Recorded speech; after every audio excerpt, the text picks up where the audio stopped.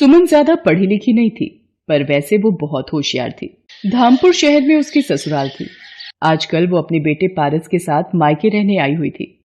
पारस, इतना दौड़ा दिया, थक गई हो बेटा, अब तंग मत करो, चलो ये एक निवाला और खाओ। सुमन बिटिया, तू जितना बोलेगी खाने के लिए ये उतना ही तुझे तंग करेगा। अपना भी तो ध्यान रखना है, 7वां महीना चल रहा है, ऐसे भागा दौड़ी ठीक नहीं। क्या करूँ माँ, खाने के लिए इसके आगे पीछे ना भागूं तो ये पूरा दिन कुछ ना खाए। रुको माँ, शायद मेरा फोन बज रहा है। हेलो माँ जी, सब ठीक तो है? आप रो क्यों रही हो? क्या नितिन का एक्सीडेंट हो गया? कौन सा अस्पताल में है वो? मैं पहुंच रही हूँ। सुमन के पति नितिन का रोड एक्सीडेंट हो जाता है। सुमन अस्पताल पहुंचती है। सुमन बहू, डॉक्टर ने कहा है कि नितिन के पैरों में गहरे जख्म आए हैं। डॉक्टर, कुछ तो इलाज होगा। देखिए, अभी कुछ नहीं कहा जा सकता, इनके घुटनों के हिस्से में ज्यादा दबाव पड़ा है। माँ, मैं और मीना जरा घर जा रहे हैं, बंटी घर पर अकेला है। सुनो जी, ये तुम्हारा भाई तो अपाहिज हो गया है। अब हमारी छाती पर क्या ये सारी जिंदगी बैठकर मूंग दलेंगे? ऊपर से उसके 2 बच्चे, एक साथ में है और एक पैदा होने वाला है। अब तुम मेहनत करोगे और वो मुफ्त की रोटियां तोड़ेंगे। अरे मीना, तुम देखती जाओ, इन्हें घर तो आने दो। मैंने सारा किस्सा ही खत्म कर देना है। तुम मुझे इतना बेवकूफ मत समझो, मैंने सब सोच लिया है कि मुझे करना क्या है। हाँ। सुमन और उसकी सास नितिन को घर लेकर आते हैं। अगले दिन, माँ, मुझे नहीं लगता कि अब नितिन कोई काम कर पाएगा या कभी चल पाएगा। देखो ना, मेरा भी अपना परिवार है, मेरे भी अपने बच्चे हैं, है ना। मैं कब तक इसके परिवार को भी पालता रहूंगा। सुरेश, तू कहना क्या चाहता है? साफ साफ बोल। मैंने सोच लिया है, अब हम दोनों भाइयों को अलग अलग हो जाना चाहिए। हम दोनों भाइयों का कोई अपना मकान या अपनी दुकान तो है नहीं, किराए के घर में रहते हैं और किराए की ही दुकान है। मैं कब तक किराया भी भरूं और सबकी रोटी का भी इंतजाम करूं। नितिन, तू अब सुमन और अपने बच्चों के साथ दूसरे घर में रहने का इंतजाम कर ले। सुरेश, तुझे जरा सी भी शर्म नहीं आती? अपने छोटे भाई की मजबूरी का फायदा उठा रहा है। आज उसे जिंदगी ने अपाहिज बना दिया है तो तू उसको हर तरफ से लाचार बना रहा है। माँ जी, आप ये गनीमत समझो कि हम आपको यहाँ से नहीं निकाल रहे हैं, वरना फिर आप जानती हैं। अरे तू क्या मुझे निकालेगी? मैं ही अपने बच्चों के साथ यहाँ से चली जाऊंगी। सुरेश, तू बड़े भाई के नाम पर कलंक है। अगले दिन सुमन सबके साथ अपनी माँ के घर आ जाती है। तू चिंता मत कर, तू अब मेरे साथ यहीं रह मेरे पास। नहीं माँ, मैं तुम पर अपने परिवार का बोझ नहीं डाल सकती। तुम भैया भाभी के साथ रहती हो, मैं नहीं चाहती मेरी वजह से मेरे मायके में कोई परेशानी हो। माँ, तुम यही पास में ही कोई किराए का घर दिलवा दो, मैं वहीं रह लूंगी। मेरी बच्ची, तुझे कितने दुख झेलने पड़ रहे हैं, पर भगवान पर भरोसा रख, वो सब ठीक करेंगे। सुमन 1200 रुपए महीने का एक किराए का कमरा ले लेती है। अब उसकी सबसे बड़ी दुविधा ये थी कि आखिर वो अपने परिवार की आजीविका चलाने के लिए पैसे कहाँ से लाए। एक दिन, माँ जी, पारस माँ के साथ वृंदावन दर्शनों के लिए चला गया है। घर कितना सूना सूना सा लग रहा है। हाँ बहू, वो होता है तो पूरा घर उसके शोर से गूंजता रहता है। माँ जी, नितिन की 2 कमीजें दर्जी को ठीक करने के लिए दी थी, मैं लेकर आती हूँ। सुमन बाजार चली जाती है। रास्ते में वो सोच में डूबी थी, क्या करूं? मुझे कमाई का कोई जरिया तो ढूंढना ही होगा। मुझे कहीं नौकरी भी तो नहीं मिलेगी। काश मैं ज्यादा पढ़ी लिखी होती। अरे, सब्जी के ठेले लगे हुए हैं। नितिन का लौकी खाने का मन था, उस सब्जी के ठेले से ले लेती हूँ। भैया, ये एक लौकी देना। अभी इनके आलू तोल लूं, फिर देता हूँ। ये लो माता जी, 2 किलो आलू, 40 रुपए हो गए। भैया, ये तुमने तराजू के नीचे क्या लगा रखा है? दिखाना जरा। कुछ भी तो नहीं लगा रखा मैडम जी। सुमन तराजू उठाती है। वो ये देखकर हैरान रह जाती है कि तराजू में चुंबक चिपकी हुई है। भैया, कुछ तो शर्म करो, तुम लोगों को धोखाधड़ी से सब्जी बेच रहे हो, चुंबक लगाकर घपला कर रहे हो। ईमानदारी से काम करना नहीं आता तुम्हें? पता नहीं कब से लोगों के साथ धोखाधड़ी करके सब्जी बेच रहा है। सुमन को बोलता देखकर लोगों की भीड़ लग जाती है। तभी वहां एक आदमी आता है, जिसे देखकर उस जगह पर खड़े सारे ठेले वाले उसे झुककर नमस्ते करते हैं। क्यों अरिया, क्या हुआ? यहाँ इतना शोर कैसा तेरे ठेले पर? ये सब्जी वाला लोगों को ठगता है, अपने तराजू में चुंबक लगाकर लोगों से धोखाधड़ी करके अपनी सब्जी बेचता है। मेरी इतनी हिम्मत हरिया कि तुम मेरे इलाके में सब्जी का ठेला लगाता है और धोखाधड़ी करता है। मैं चाहूँ तो अभी तुझे यहाँ से हटा सकता हूँ। माफ कर दो सज्जन सेठ, आज के बाद कोई बेईमानी नहीं करूंगा। शराफत से सब्जी बेचूंगा। मेरे छोटे छोटे 4 बच्चे हैं, अगर मेरा कमाई का जरिया छिन गया तो वो भूखे मर जाएंगे। हाँ, रहने दीजिए भाई साहब, इसे अपनी गलती का एहसास हो गया है। मैं जानती हूँ परिवार की परेशानियों का दर्द क्या होता है। बात करते करते सुमन की आंखें भर आती हैं। तभी चिंता से उसके दर्द शुरू हो जाता है। वहाँ आसपास में भीड़ लग जाती है। अरे इन बहन जी की तबीयत खराब हो रही है, लगता है इन्हें अस्पताल ले जाना पड़ेगा। सुमन की अचानक शायद चिंता और परेशानी से दर्द शुरू हो जाता है। सज्जन सेठ कुछ लोगों की मदद से सुमन को अस्पताल ले जाता है। सुमन रास्ते में ही अपने घर का पता सज्जन सेठ को बता देती है। सज्जन सेठ उसकी सास को अस्पताल बुला लेता है। सुमन को एक बेटी पैदा होती है।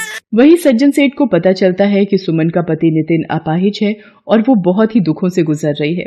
सज्जन सेठ, आज आपने बड़े भाई की तरह मेरी मदद की है, मैं आपका एहसान कभी नहीं भूलूंगी। इसमें एहसान की कोई बात नहीं है बहन, तुम मेरी अपनी बहन जैसी हो। सुमन घर आ जाती है। कुछ दिनों बाद सज्जन सेठ उसके घर आता है। सुमन बहन, तुम मुझे काम के लिए बोल रही थी? मेरे पास सब्जी की बहुत सी दुकानें हैं, पर संभालने वाला कोई नहीं। मैं चाहता हूं मेरी मंडी में जितनी भी सब्जी की दुकानें हैं उनका हिसाब और देखरेख अब से तुम रखो।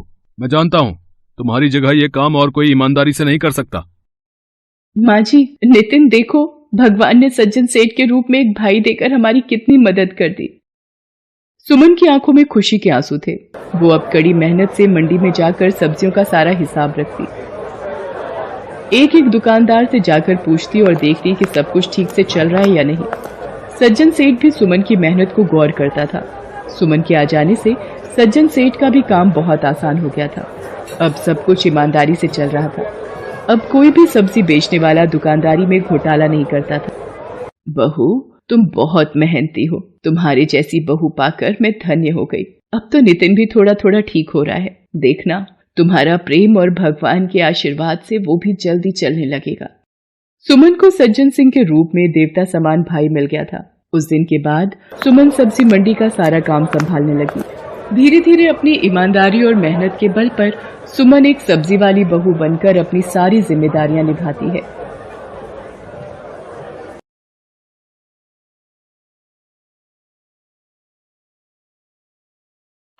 पालमपुर गांव में एक नदी के किनारे छोटी सी कुटिया थी। उसमें एक बुढ़िया रहती थी। छोटी छोटी आंखें, झुर्रियों से भरा हुआ चेहरा और झुकी हुई कमर। सारे गांव से गोबर इकट्ठा कर उसके उपले बनाया करती थी। उसी से उसका जीवन यापन होता था। ले लो, ताजे ताजे अभी के बनाए हुए उपले ले लो, रोटी सेकने के लिए उपले ले लो। अरे काकी, रुकना तो जरा, 2-4 उपले दे देना, आज नया चूल्हा बनाया है, सोचा ताजे उपले जलाकर ही रोटी बनाऊंगी।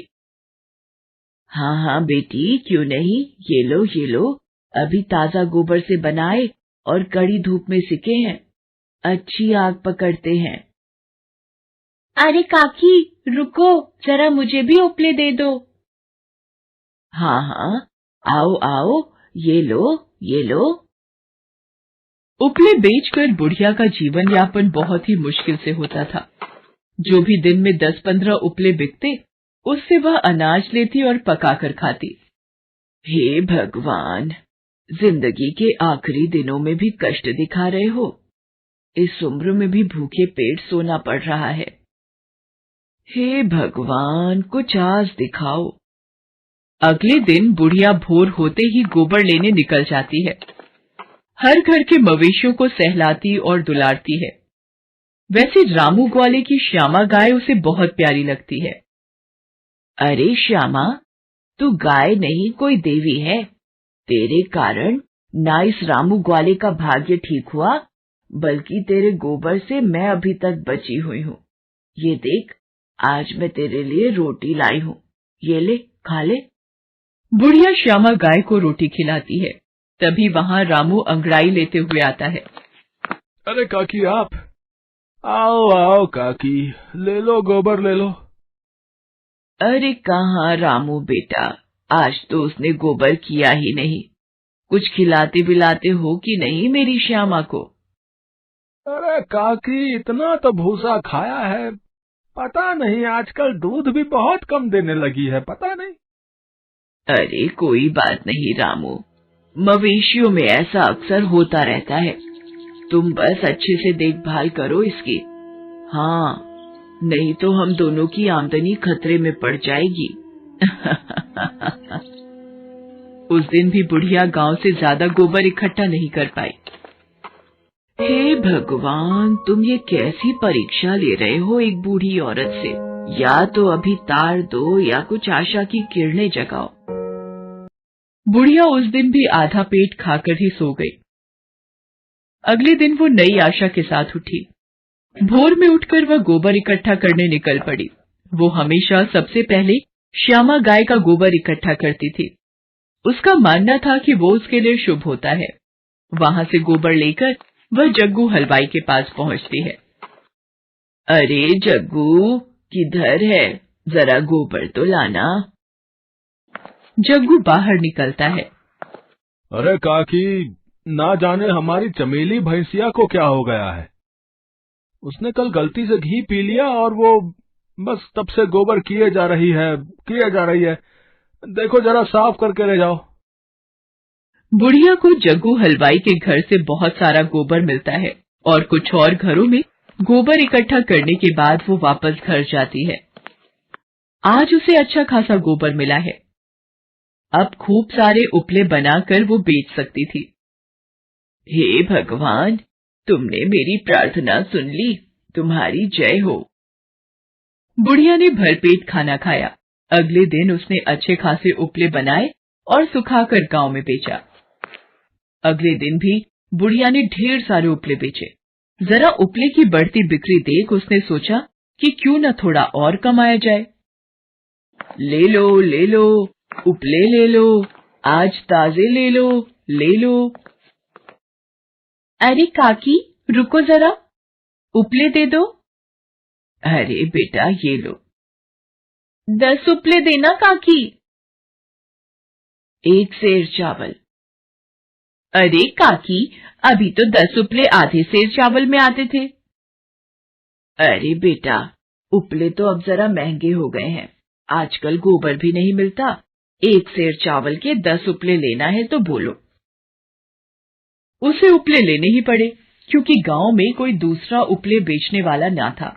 ऐसा कर उसने खूब पैसे और अनाज कमाए। एक दिन बुढ़िया अपने घर में रोटियां सेक रही थी। तभी उसके मन में ख्याल आया, क्यों ना थोड़ा और कमाया जाए और एक नौकर रख लेती हूं। इस बूढ़ी उम्र में कहां तक घूमती फिरूं। बुढ़िया के मन में एक उपाय सूझा। हाँ, मिल गया उपाय। चलो, अब कल जल्दी सुबह उठकर गोबर लेने जाऊंगी। सुबह उठकर रामू ग्वाले ने देखा कि श्यामा ने बहुत ज्यादा गोबर कर रखा है और वो कुछ बीमार है। हे भगवान, न जाने मेरी श्यामा को क्या हो गया है। कुछ दिनों बाद ये बीमारी सारे गांव में फैल गई। सभी मवेशियों को दस्त होने लगे। अरे, इसे क्या हुआ है मेरी भैंसिया? सभी गाय और भैंस बीमार पड़ गए। गांव की पंचायत में एक सभा बुलाई गई। सरपंच नीम के पेड़ के नीचे बैठे हुए कहता है, ये एक बहुत ही गंभीर समस्या है। न जाने हमारे गांव को कौन सी छूत फैल गई है, जिससे हमारे सारे मवेशी बीमार पड़ रहे हैं। जरूर कोई महामारी फैली है, जिसने मवेशियों को ऐसा बीमार कर दिया। नहीं, ये कोई बीमारी नहीं हो सकती। मेरे घर से रोज 2 किलो घी गायब हो रहा है। इसमें जरूर किसी की चाल है। किसकी चाल हो सकती है? उसी की जिसे इससे फायदा हो। मवेशियों के बीमार होने के कारण ज्यादा गोबर इकट्ठा होता है। इससे सिर्फ एक ही व्यक्ति को फायदा हो सकता है, उस बुढ़िया को। सबसे पहले वो मेरी श्यामा को रोटी खिलाती है। जरूर उसी ने कुछ मिलाया होगा, बता रहे हैं। हाँ, और रामू के घर से सीधा मेरे घर आती है। उस दिन भी आई थी, जिस दिन मैंने इसे बताया था कि मेरी भैंसिया ने घी खाई है, और उस दिन बहुत गोबर भी हुआ था। जरूर इसी ने मेरे घर से घी चुराया होगा। हाँ, सही बात है। उस दिन काकी ने उपले के दाम भी बढ़ा दिए थे। क्यों रे बुढ़िया, सब तेरा करा धरा है। अब सच सच बता दे, नहीं तो बहुत कड़ी सजा होगी तुझे, बता रहे। मुझे माफ कर दीजिए सरपंच साहब, मैं लालच में आ गई थी। तुम्हारी गलती बिल्कुल माफी लायक नहीं है। तुम्हें जरूर इसकी सजा मिलेगी। उस पंचायत में जरा बातचीत होती है। सभी गवाहों की बातचीत से यह पता चलता है कि बुढ़िया दोषी है और ये एक गंभीर और संजीदा आरोप है। इसलिए बुढ़िया को इस गांव से बाहर निकलने का हुक्म जारी किया जाता है। और आखिरकार बुढ़िया को गांव से बाहर निकाल दिया जाता है।